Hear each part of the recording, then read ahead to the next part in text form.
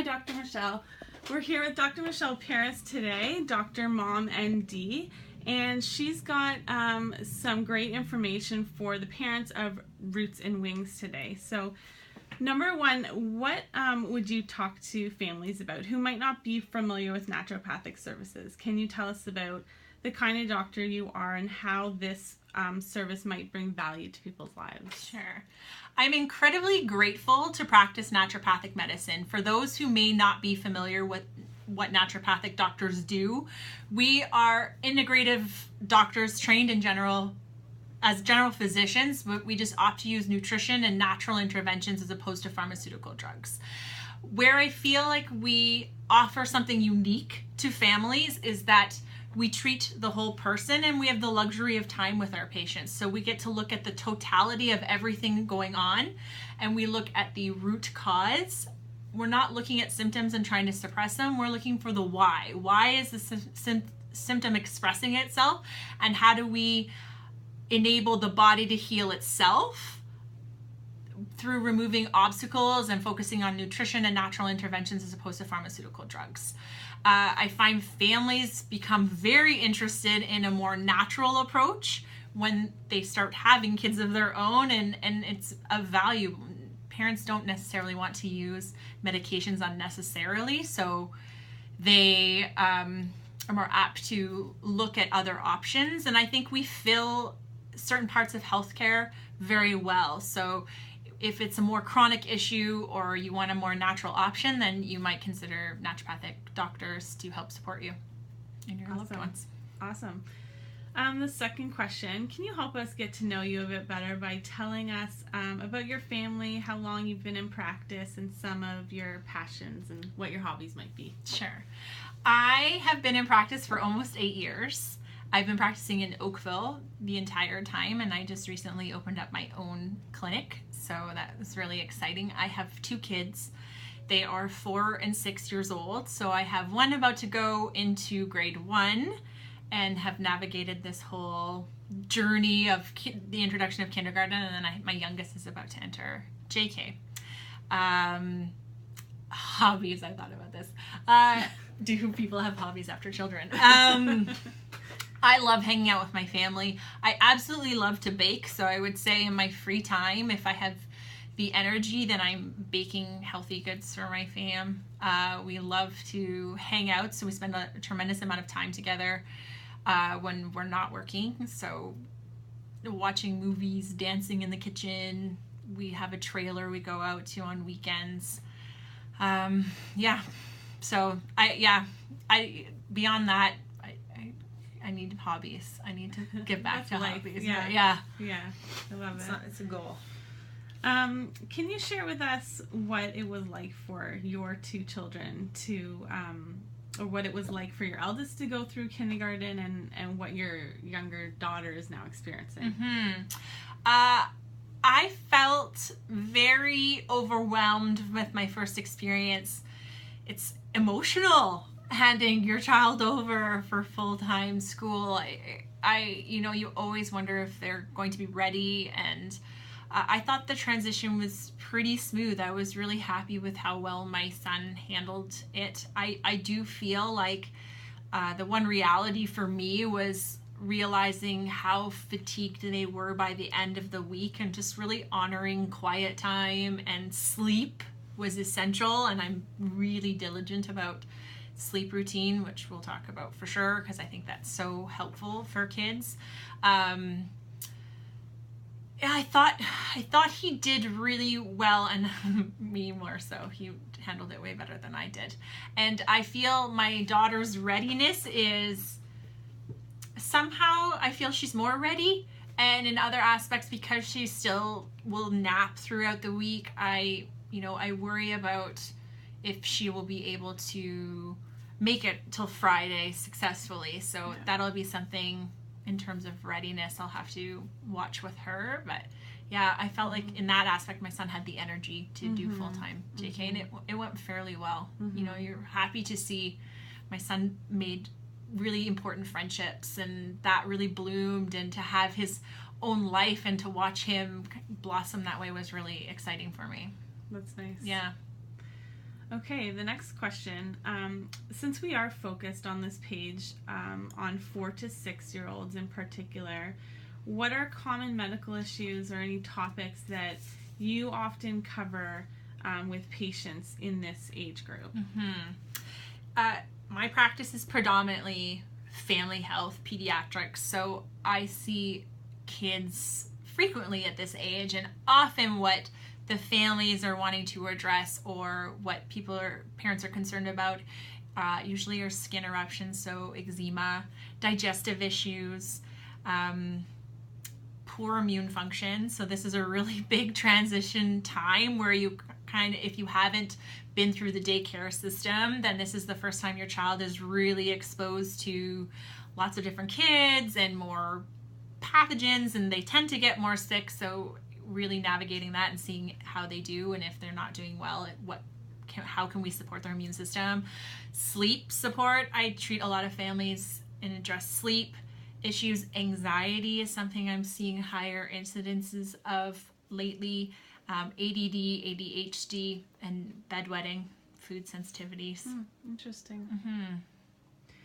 All right, so from a prevention standpoint, let's talk about immune protocols, because when children do leave the home or leave the daycare setting, they're in a large group, 20, 30 children, lots of toys being shared. They're all of a sudden being encouraged to blow their noses and wash their hands by themselves and sneeze properly. And, you know, once September finishes and that the child adjusts, they start getting tired. The colder months, the darker days set in, and it is hard for some children who frequently have colds to keep up, and parents don't want to miss work. So what can they do ahead of time to sort of build strength in those little bodies and get through the winter months? Yeah, it's a really important question. And I think, you know, foundation of a good routine and a healthy diet is so key for a child's success in terms of boosting their immune system and helping them get through the school year as successfully as possible. So I really like to educate people on limiting or having zero refined sugars in a child's diet. And also really focusing on making sure that they're getting enough sleep so that their bodies can heal and recoup for the next day. So I think from a lifestyle perspective, those are two major areas that I like to focus on. Can we just get into that a little bit Sure. deeper? So Yeah. the sugar bit. People often think, oh, you don't want your kid to have sugar because they'll be hyper. But let's talk about the why. Why is it really important to avoid sugar? What does that actually do to the body? Because when people understand the why, taking care of it and the how sort of happens by itself. So what happens, you know, those hours following a sugar intake? So when it pertains to immune function in particular, if a child has been exposed to a virus or a bacteria, and sometimes we don't know that they've been exposed, and they're constantly being exposed as part of childhood, and it's a really important milestone for them is to go through frequent infections. When you are exposed to any type of sugar, but more specifically refined sugars, that has an immune suppressive effect for 5 hours after exposure. So in those 5 critical hours when your body should be fighting and ramping up its antibodies and its natural innate immune system, that gets silenced, and then those viruses and bacteria proliferate and grow and increase the severity of an infection. And in a little body, that has significant impacts. You will see a huge difference after sugar exposure if their body was fighting something already. Yeah, and from a behavioral and hyperactivity standpoint, absolutely. It's really difficult for them to manage themselves with sugar exposure because of the insulin and blood sugar destabilization.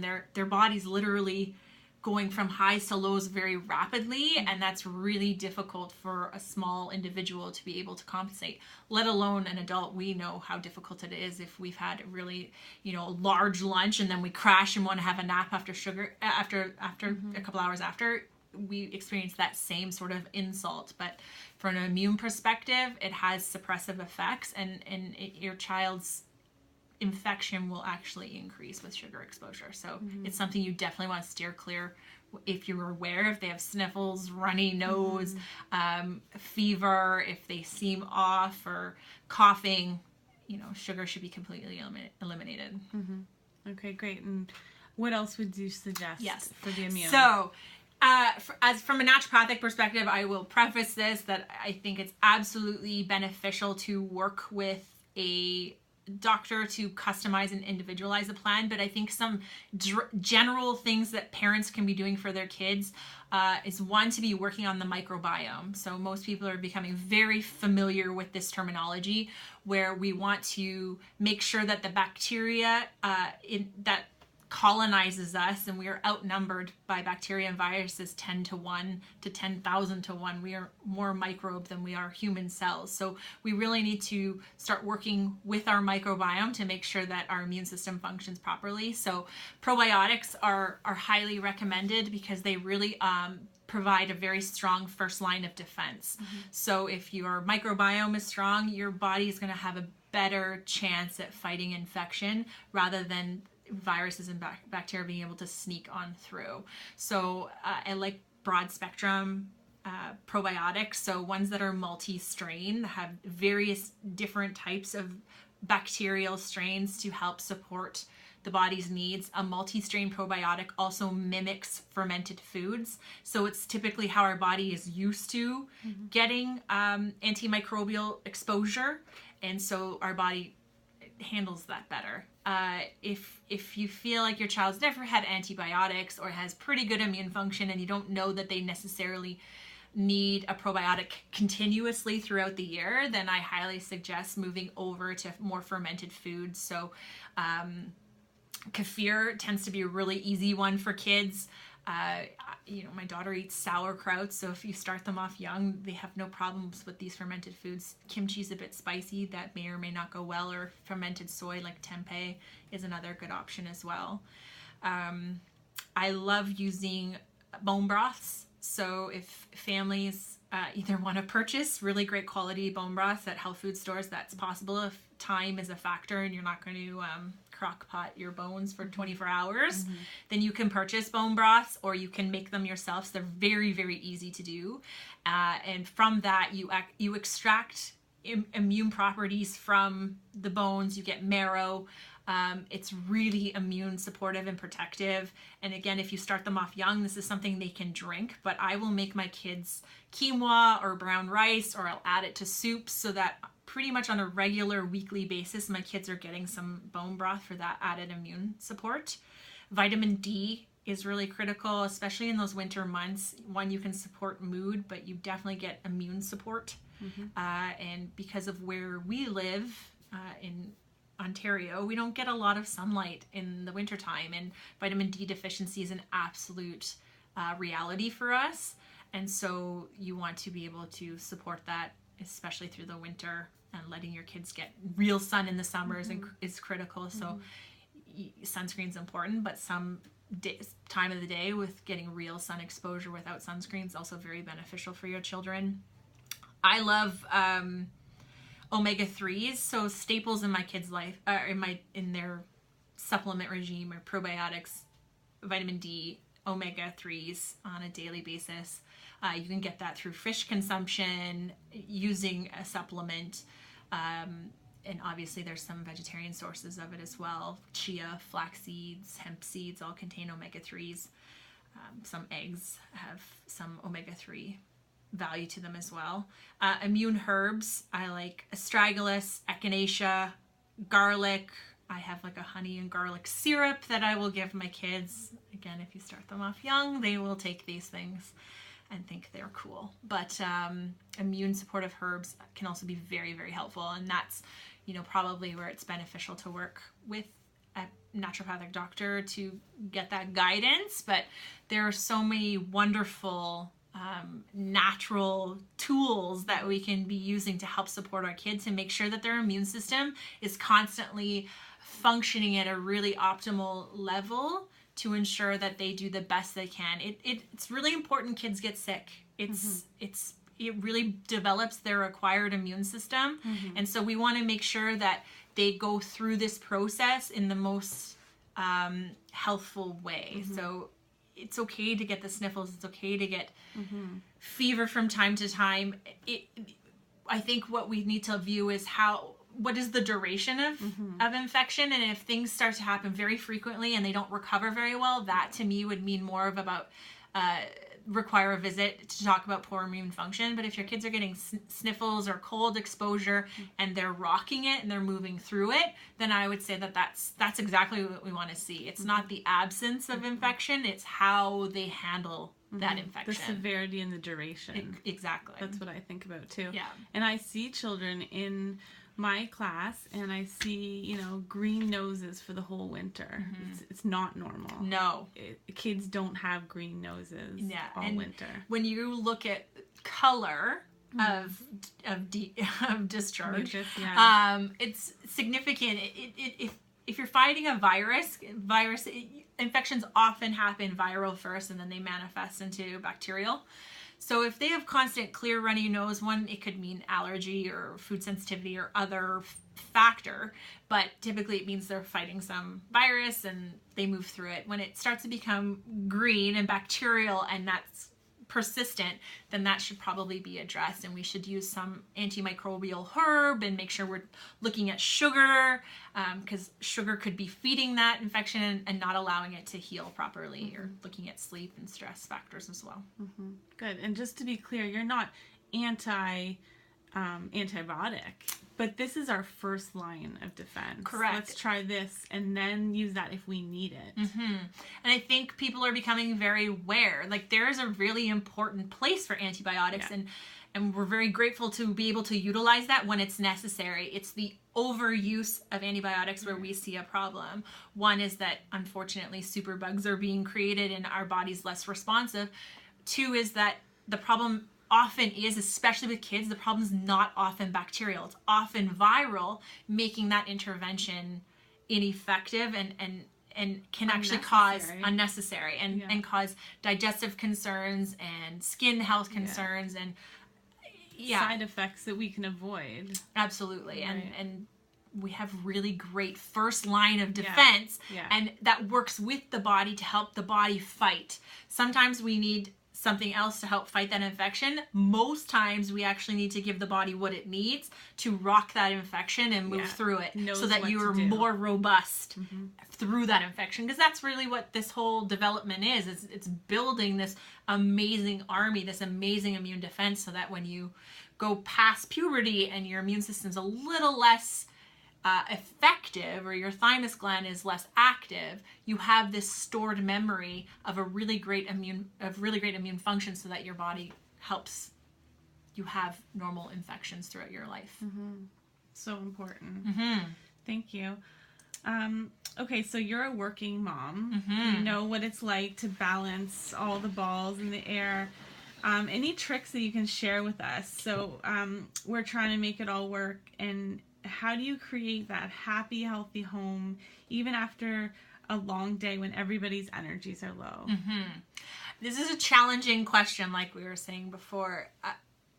When you're a mom working 5 days a week and then going home and having children and a household to manage and meals, or a parent, I should say, it can be really challenging. So I feel like the things that I find the most helpful are, one, when I have that momentum to batch cook or bake, I take advantage of that. So I'll make 2 chilies. I will make 2 banana breads. I will prep as much as I can to help for those times when you are tired, because those days do happen where you really don't feel like doing everything, probably closer to the end of the week, or if your kids are really tired and needing a little more connection from you, you're going to be less apt to do the things that you have to do to feed your family or whatever. So I like using my Sundays to batch cook as much as possible, meal prep, have a really good idea of what we're eating for the week so that the week can go more smoothly, because that definitely helps.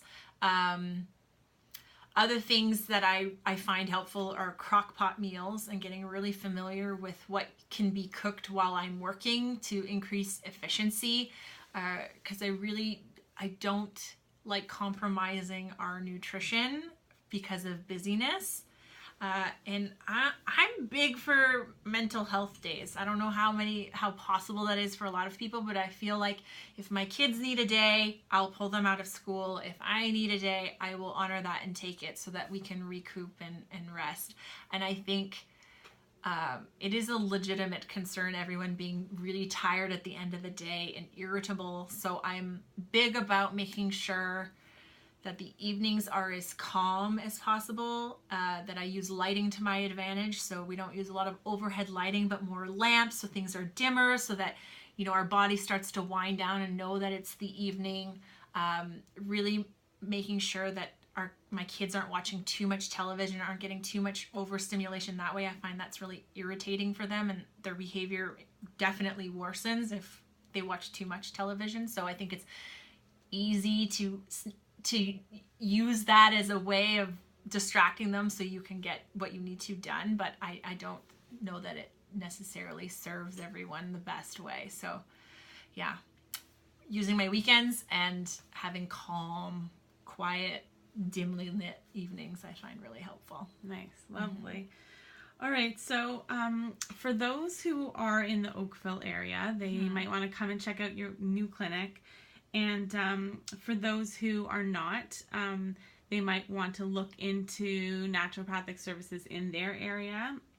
I should also add too that you do initial consultations, but then you can continue helping people over the phone. Correct. Which is so helpful. Yeah. I use that all the time, and it saves a lot of time. And as a mom, just to know that you're a phone call away, that's something that my family GP can't do. So that's helpful. How can people find you? How can they reach out if they're interested in booking an appointment? How can they follow your work? Yeah, so I can be found pretty much anywhere as Dr. Mom ND. So Facebook, Twitter, Instagram. Same with I'm drmomnd.ca. We're about to go under a huge rebranding at the clinic, so I'll leave it at that so you can always find me, because that will always remain. But that is the best way to find me. I do offer consultations here at the clinic, and we're about to launch the community space as well. And so having different ways for people to access naturopathic or holistic care, if one-on-one seems very overwhelming or intimidating at this point, then you can also access some of our group resources as well, which I'm really, really excited about for families. I do offer acute visits, and I think that is very helpful for families to know that they can have that first line of defense, or that natural option first acutely, has been very helpful, and I'm happy to do that. If we can accommodate, then I will take phone calls in off hours as well. So if you are in another area and you're looking for a naturopathic doctor, great ways to find naturopathic doctors is looking at our association websites have listings. So the CAND and the OAND, so the Canadian Association of Naturopathic Doctors and the Ontario Association of Naturopathic Doctors will have all of our doctors listed, as well as our college, so CONO, College of Ontario Naturopathic. CO? Yeah, Okay. CONO. Yeah. Yeah. Perfect. Yeah. Okay, well, thank you so much No for your time problem. today. Thank you. On behalf of all the Roots and Wings families, we thank you for your time. No problem. Anytime. Thank you.